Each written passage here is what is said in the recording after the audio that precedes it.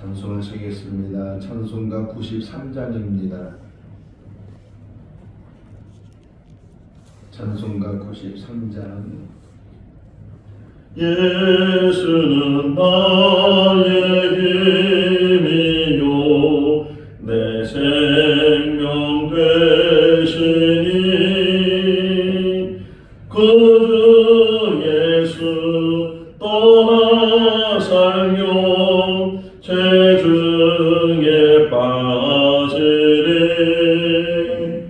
눈물이 앞을 가리고 내 맘에 근심 쌓일 때 위로하고 힘주시니 주 예수. 예수는 나의 힘이요 내 친구 되시니 그 은혜를 간구하면 풍성이 바르리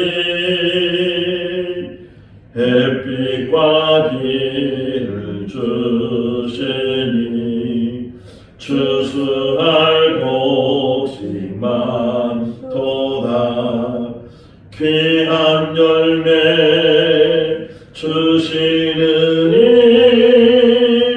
주 예수. 예수는 나의 힘이요 내 기쁨 되시니 그 명령을 준행하여 늘 충성하겠네. 주야로 보호하시며 바른 길 가게 하시니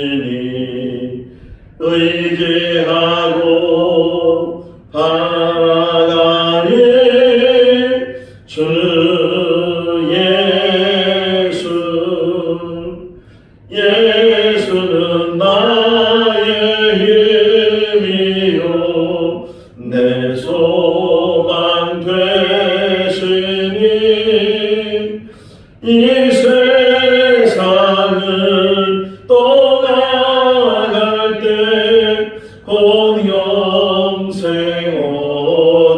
얻으리 한없는 복을 주시고 영원한 기쁨 주시니 나의 생명 나의 기쁨 주 예수.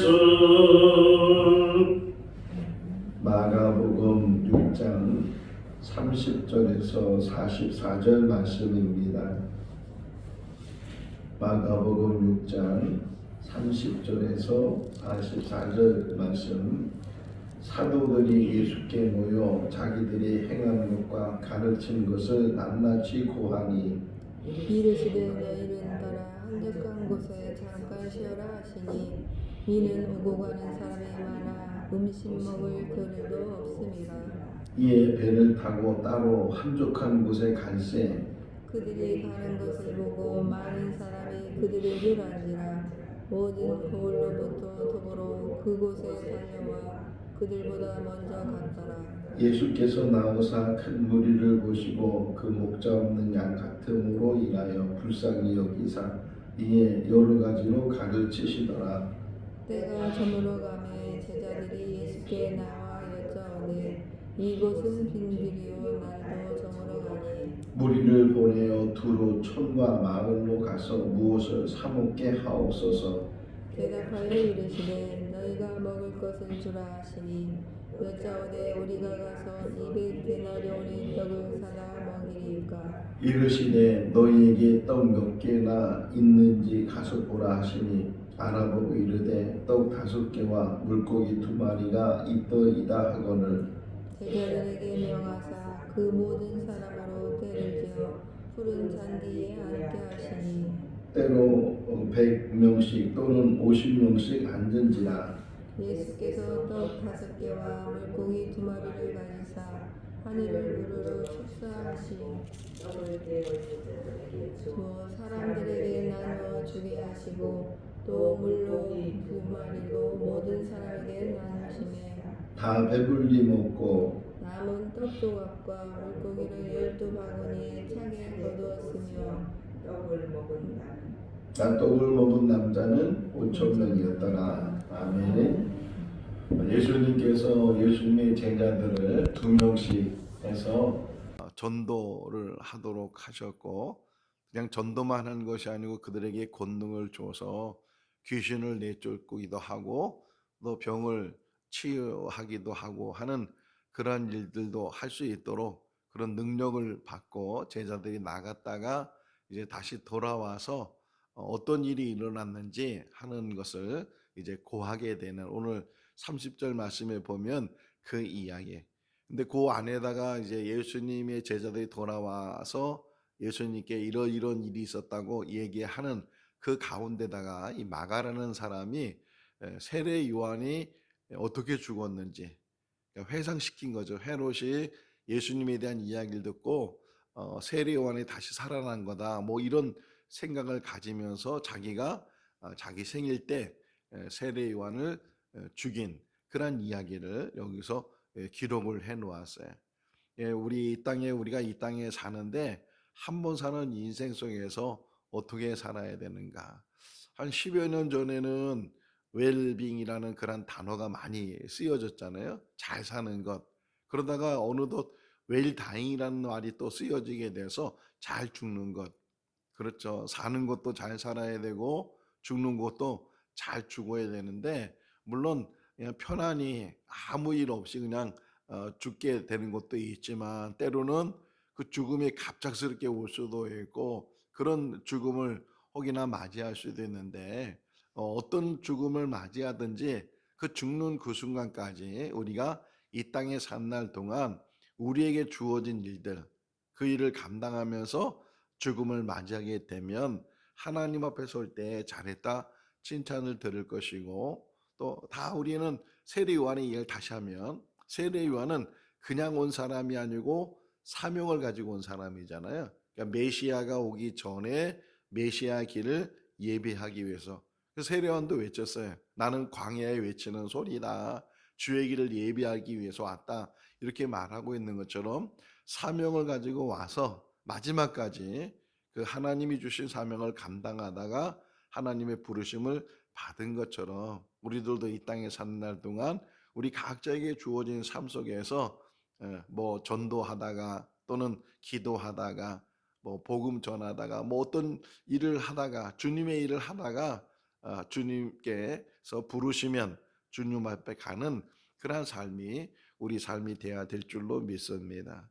자, 요한복음 21장에 보게 되면 이제 디베랴 바닷가에서 고기 잡고 있는 베드로를 예수님이 찾아가시죠. 그리고 이제 제자들에게 조반을 다 나눠주신 다음에 베드로에게 3번 물어요. 내가 나를 사랑하느냐 이렇게 3번씩 물은 다음에 예수님께서 베드로에게 하시는 말씀이 젊었을 때는 이제 자유롭게 다니게 되지만 이제 나이가 들게 되면 그러면 묶임을 당할 것이고 자유를 잃어버리게 될 것이다. 앞으로 베드로가 어떻게 살아야 되는지를 예수님께서 말씀하셨다. 이렇게 설명을 해요. 그러면서 거기서 끝나는 것이 아니고 이 베드로가 보니까 그 옆에 요한이 보이는 거예요. 그래서 이 베드로가 예수님께 저 요한은 어떻게 되겠습니까? 이렇게 물었어요. 그랬을 때 예수님께서 베드로에게 말씀하시기를 그가 어떻게 되든 간에 너는 상관이 없다. 그가 붙잡히든 그가 오래 살든 어떻게 살든 상관하지 말아라 이렇게 말씀해요. 너는 너에게 주어진 일들을 감당해라. 우리도 마찬가지예요. 이 땅에 산 날 동안 우리 각자에게 주어진 일을 감당하면 되지. 나는 이런 일을 하는데 왜 저 사람은 어떻게 그 일을 안 하지? 이렇게 자꾸만 사람을 보거나 사람을 이제 비교하거나 그렇게 하지 말라는 게 그냥 우리 각자에게 주어진 일들을 아무 사람을 보면 잠깐만 실망하잖아요.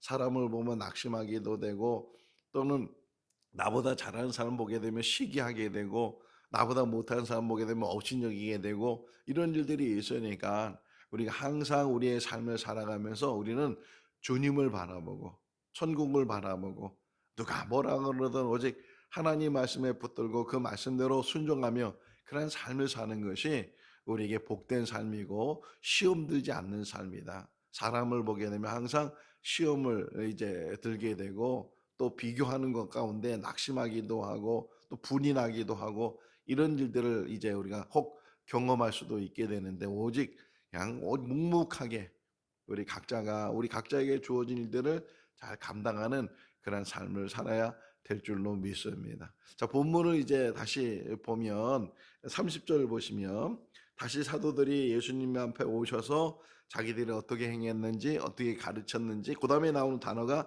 중요한데 낱낱이 고하니 이렇게 나오잖아요. 낱낱이라는 말은 뭐예요? 아주 세세하게 빠짐없이 모든 것 이런 거잖아요. 그러니까 이제까지 나가서 뭐 며칠이지만 며칠 동안 나가서 복음을 전하면서 귀신이 나가고 또 병자가 고침을 받고 하는 이런 일들을 하나하나 세세하게 다 이렇게 이야기했다는 거예요. 뭐 이렇게 재밌는 얘기를 하나 만든 사람이 있는데 그게 뭐냐면은 하나님이 가지고 있는 가장 큰 것은 시간이라는 거예요. 그러니까 우리는 제한적인 시간을 가지고 있지만 하나님께서는 무한한 시간을 가지고 있잖아요.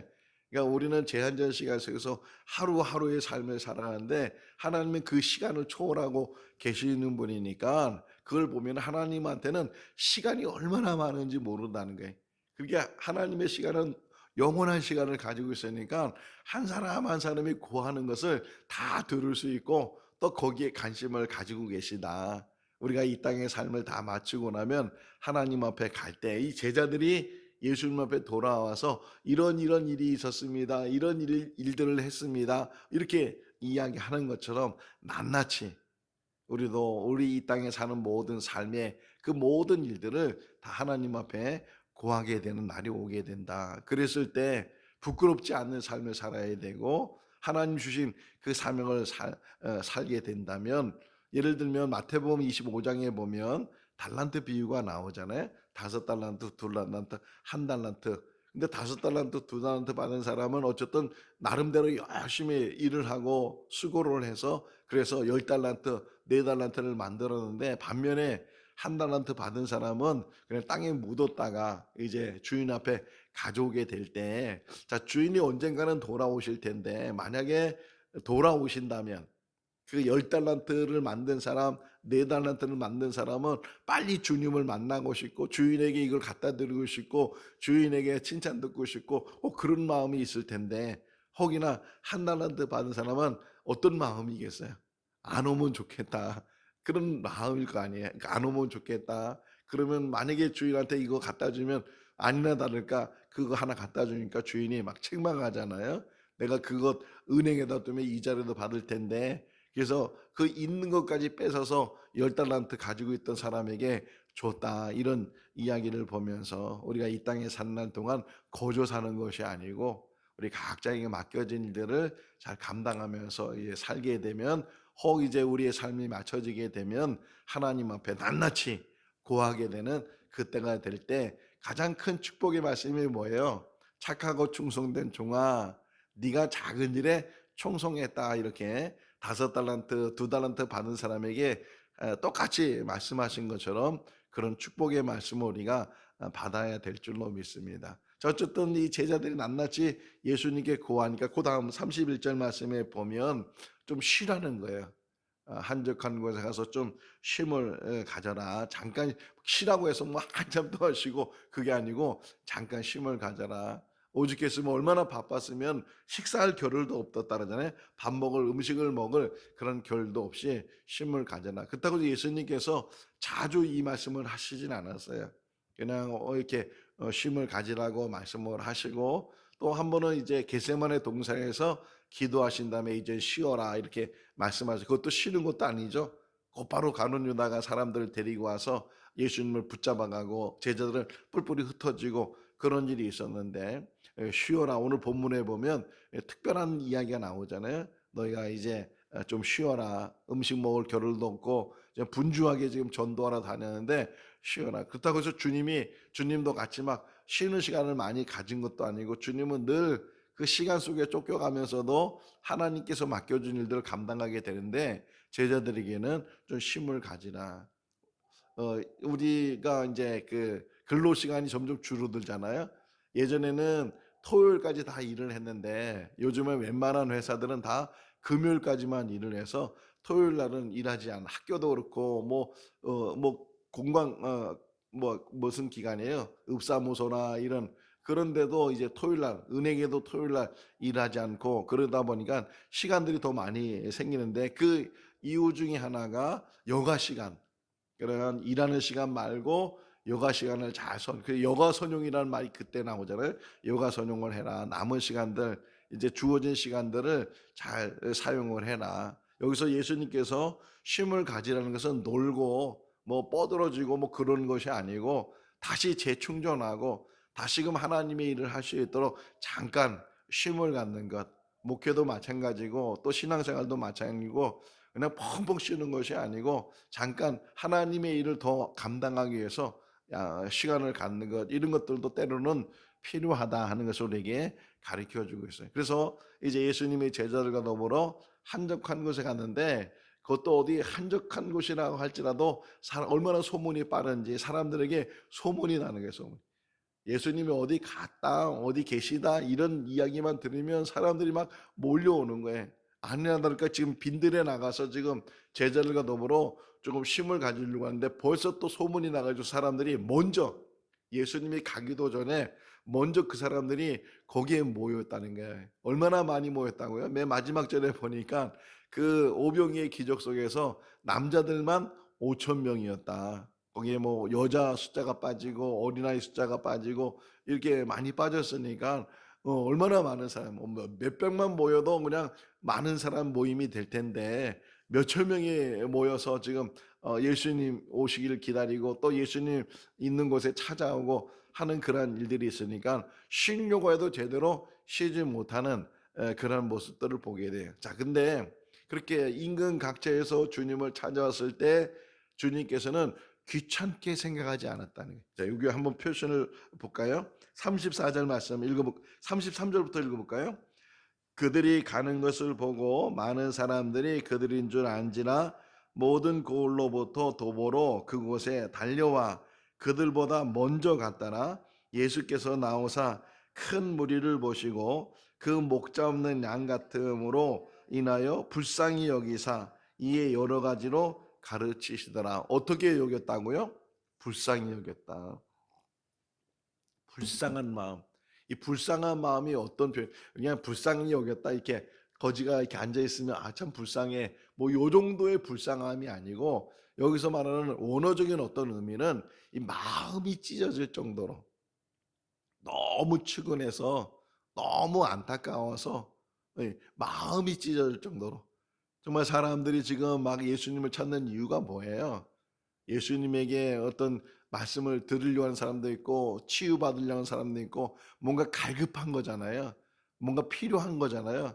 삭개오가 왜 나무 위에 올라갔어요? 그는 부자거든요.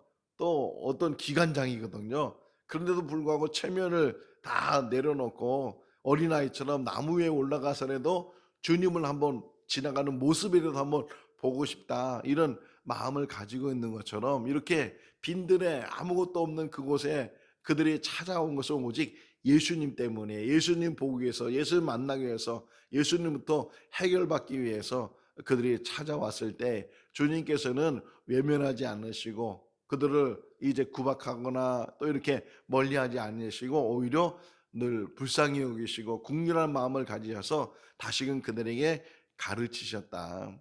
하나님의 말씀을 가르치는데 얼마나 오랫동안 가르쳤는지 때를 걸은 거예요. 식사 때를 거르게 되고 여기 표현이 뭐냐면 저물 때 그러잖아요. 35절에 때가 저물어졌을 때 그냥 낮에부터 찾아왔는데 이게 한두 시간에 끝난 것이 아니고 하나님의 말씀을 오랫동안 강론하게 되니까 식사할 때를 놓치게 되고 그런데도 계속 말씀을 전하다 보니까 이제 어둑어둑질 때 그때 이제 제자들이 예수님한테 말하는 거죠. 자기들의 의견을 이러다가는 밤 늦어질 것 같은데 이러다가는 집에 찾아가기도 어려울 것 같은데 이젠 저 사람들 자기 집으로 돌아갈 수 있도록 그래서 촌이나 마을로 들어가서 자기들 식사를 다 해결할 수 있도록 그렇게 하시면 어떠냐고 이렇게 제자들이 예수님께 이제 건의를 하는 거예요. 건의를 했을 때 예수님께서는 너희가 그들에게 먹을 것을 줘라. 황당하잖아요. 아니 지금 뭐 이렇게 한두 명이면 뭐 어떻게 해결할 수 있겠는데 지금 남자만 5천 명이 되고 여자 어린아이 뭐 다 이렇게 합치면 그 헤아릴 수 없는 그런 사람들이 지금 모여 있는데 이 사람들 그래서 한 제자가 다른 복음서에 보게 되면 빌립이 말하잖아요. 이 사람들 먹이려면 적어도 200데나리온이 필요하다고. 200데나리온 적은 돈이 아니거든요. 200데나리온이 필요합니다. 이렇게 말했는데 그것도 200데나리온이 있다고 해서 그런 그 빵이나 이런 음식을 금방 준비할 수 있는 것도 아니잖아요. 또 빈들이니까 저 뭐 마을로 갔다 와야 되고 뭐 가고 오는 시간도 있고 또 사갖고 그걸 다 들고 오려면 5천 명이 먹을 식사니까 얼마나 많이 있겠어요. 이런 상황 속에 도저히 불가능한 일들인데 어쨌든 예수님께서는 너희들이 이것을 해결하라는 거예요. 아니 우리는 해결할 수 있는 능력이 없습니다. 이렇게 이야기하고 있을 때 너희가 가지고 있는 것이 뭐냐, 얼마를 가지고 있느냐 이렇게 물으셨을 때 다른 요한복음에서는 안드레가 어린아이 도시락을 가지고 왔다 이렇게 표현돼요. 어쨌든 여기는 누가 가져왔다는 말은 안 하지만 38절 말씀에 보게 되면 떡 5개와 물고기 2마리가 있습니다. 자, 이 오늘 새벽에 일어나서 생각했어요. 떡 5개와 물고기 2마리. 꼭 떡 5개와 물고기 2마리가 있어야 예수님께서 기적을 행하시는가? 그래야 돼요? 떡 5개 아니면 떡 뭐 3개 물고기 1마리라고 한다면 그러면 이거는 기적을 행할 수 없는 거예요? 상관이 없는 거죠. 그래서 요 마가복음에 하나 더 기록한 게 뭐냐면 이따 이제 보게 되면 이 마가복음에는 떡 7개와 물고기 2마리 그래서 7병2어라고 해요. 이거는 5병2어라고 말하잖아요. 떡 5개와 물고기 2마리를 가지고 5천 명을 먹이게 되고 떡 7개와 물고기 2마리를 가지고 4천 명을 먹이게 됐다. 이것도 이제 복음서에 또 따로 나오게 되는데 어쨌든 지금 가지고 있는 것이 떡 5개와 물고기 2마리고 또 다른 복음서에 이게 이야기하면 어린아이 도시락이었다. 그러니까 어린아이 도시락의 표현은 뭐예요? 더 작은 것이라는 거잖아요. 어린아이가 먹을 정도의 양. 어른이 먹는 것과 어린아이 먹는 건 좀 다르니까. 근데 어린아이가 먹는 건 아주 작은 것 그런 의미 속에서 그것 가지고 이제 예수님께서 들어서 축사하시고 그리고 그것을 나눠주게 되는데 사람들이 그것을 뭐라고 표현해요? 배불리 먹었다는 거예요. 배불리 먹었다. 모든 사람들이 다 배불리 먹고 그냥 맛만 먹은 것이 아니고 그냥 한 조각만 먹은 것이 아니고 다 넉넉하게 자기가 먹고 싶은 대로 열심히 다 먹고 배불리 먹고 그리고도 남았는데 그 남은 것이 12강줄이었다. 이제 7병2어 이야기 속에 4천 명이 먹고 7강줄이 남았다 이렇게 표현이 되어 있거든요. 그러니까 남은 것이 있었는데 그 남은 것이 12바구니였다. 또 여기서도 생각이 되는 거예요.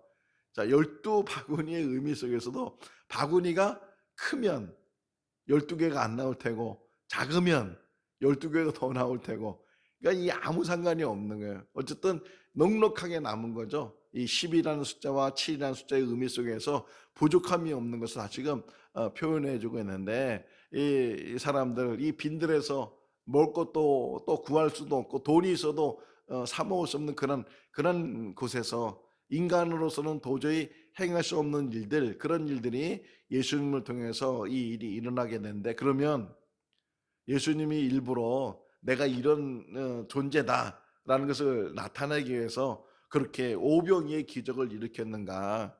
그러진 않다고 생각이 돼. 예수님께서는 치유하고 나서는 항상 누구한테 말하지 말라고 또 요한복음 6장에 보게 되면 이 일을 행한 다음에 급히 예수님은 산으로 이렇게 도망가다시피 이게 피해버리는 그런 모습들을 보면서 자랑하고 나를 드러내고 그런 의미가 아니고, 늘 아까 얘기한 것처럼 그 예수님 마음은 항상 목자 없는 양 같은 표현이. 34절 한번 읽어볼까요? 다시. 예수께서 나오사 큰 무리를 보시고 그 목자 없는 양 같음으로 인하여 불쌍히 여기사 이에 여러 가지로 가르치셨다. 양들이 많이 있는데 목자가 있어야 되잖아요. 양들은 자기가 갈 길을 잘 모르고 목자가 이끄는 대로 그들이 따라다니며 풀과 또는 물과 쉴 만한 곳, 또 이제 풍성한 먹을 만한 것, 그것으로 인도함을 받아야 되는데 목자 없는 그런 양처럼 그들이 보여지게 되고 치근한 마음을 갖게 되니까 그런 마음 속에서 지금 이들의 문제를 해결해 주신다는 거예요. 자, 구약 성경에 보게 되면 이스라엘 백성들이 애굽에서 급히 나왔잖아요. 급히 10번째 재앙으로 인해서 바로가 항복을 하게 되고 급히 나오다 보니까 뭐 갈 준비도 제대로 못 하고, 그렇다고 해서 뭐 하루 이틀 가는 것도 아니고 몇 달을 가야 되고, 나중에는 그게 40년 동안 광야에서 생활을 하게 되는 그런 상황 속에서 가지고 나왔던 양식이 다 떨어지게 되고, 이랬을 때 하나님께서 그들이 정말 생각지도 않았던 그런 일들을 행하셨는데, 그 중에 하나가 대표적인 게 만나를 내리셨잖아요. 만나. 매일같이 하나님께서 만나를 내주시고 가나안 땅에 들어가고 나서 그 만나가 그쳤다는 거예요. 여호수아에 보게 되면 그들이 가나안 땅에 들어가서, 그래서 그 이후로는 그 땅의 곡식을 그들이 양식으로 삼았다, 이렇게 표현됐는데, 도저히 인간으로서는 해결할 수 없는 그런 상황 속에서 하나님은 그 모든 일들을 행하시는 분이시다. 사람이 할 수 없는 일들. 기도도 마찬가지예요. 왜 기도하는 거예요? 물론 여러 가지 이제 이야기하기 위해서 예수님께, 하나님께 이 모든 것들을 이제 대화를 나누고 그런 뭐 소소한 것까지도 이야기하기 위해서 기도를 하지만, 정말 우리의 기도 중에 대부분은 우리가 해결받아야 될 것, 우리 힘으로는 해결할 수 없는 것, 이런 것들을 가지고 하나님 앞에 간구하고 해달라고, 해결해 달라고, 문제가 해결되고 병이 낫게 해달라고, 이런 것을 기도하는 것처럼, 그런 기도가, 왜 그런 기도를 해요? 믿음이 있으니까.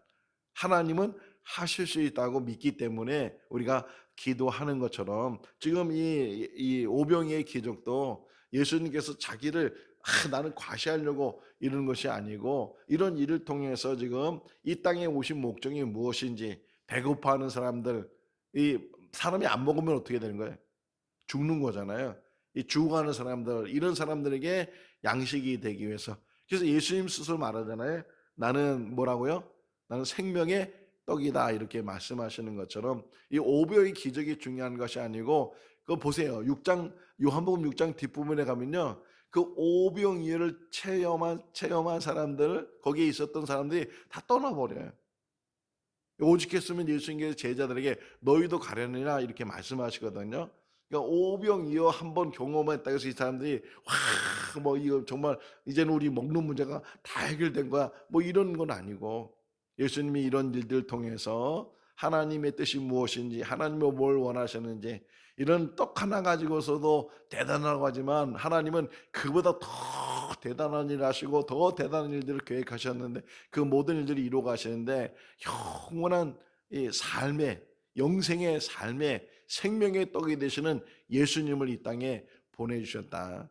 여기는 5천 명이 먹었다고 하지만 그 생명의 떡이 되신 예수 그리스도는 5천 명이 아니라 5만 명, 500만 명, 5억이라도 예수님께서는 다 먹이실 수 있고, 예수님의 그 생명의 떡은 한 번 한 끼의 문제를 해결하는 것이 아니고 영원한 삶의 문제를 해결하시는 분인 줄로 믿습니다. 예수님이 왜 이 땅에 오셨는지 사순절 기간 동안에 더 묵상하고, 하나님이 사람이 되는 그런 기적은 어떤 기적과도 비교가 될 수 없어요. 창조주가 어떻게 피조물이 될 수 있겠어요? 근데 그 일을 하셨단 말이에요. 그 일을 하신 이유는 우리 같은 뭐 보잘것없고 내세울 거 없고 자랑할 거 없고 드러낼 거 없고 아무것도 아는 뭐 있다가 없어질 그런 존재인 그런 우리들을 사랑하시고 또 택해 주시고 자녀 삼아 주시고 하나님 백성 되게 해 주시고, 또 영원한 영생의 삶, 그 영원한 영생의 삶으로 우리를 초대해 주시고 영접해 주시는 그 은혜예요. 하나님의 사랑이 얼마나 크신지, 오병의 기적은 하나님의 사랑은 뭐 설명도 안 되는 아주 작은 미비한 일이고, 이런 일들 통해서 우리에게 뭐 대단하다 뭐 이게 아니고, 아, 이분이 바로 생명의 주인이시구나, 이분이 바로 우리를 불쌍히 여기시고 긍휼을 베풀어 주시고, 이분을 통해서 우리가 우리의 삶이 무엇인지를 알게 되고, 신론을 배울 때, 신학교 가서 신론을 배울 때 그런 이야기 처음에 하는 얘기가 뭐냐면, 하나님을 알아야 우리를 안다는 거예요. 철학은 자기를 찾아가는 일이지만 신학은 하나님을 찾는 일이잖아요. 근데 하나님을 찾는 것은 하나님만 찾는 것이 아니고, 하나님을 찾음으로 우리를 찾게 되고 우리를 바르게 알게 된다는 거예요. 하나님의 그 존재하심, 그리고 하나님의 그 가지고 계시는 모든 계획들을 알면 알수록 우리가 하나님에 대해서 얼마나 감사해야 되는지, 또 얼마나 우리가 우리 인생 속에서 하루하루의 삶이 얼마나 귀하고 복된 삶인지, 그냥 사는 게 아니에요. 하나님의 은혜 가운데 하루도 복된 삶이고, 누가 그런 말을 했다 그러잖아요. 시간은 곧 뭐라고요? 금이다 그러잖아요.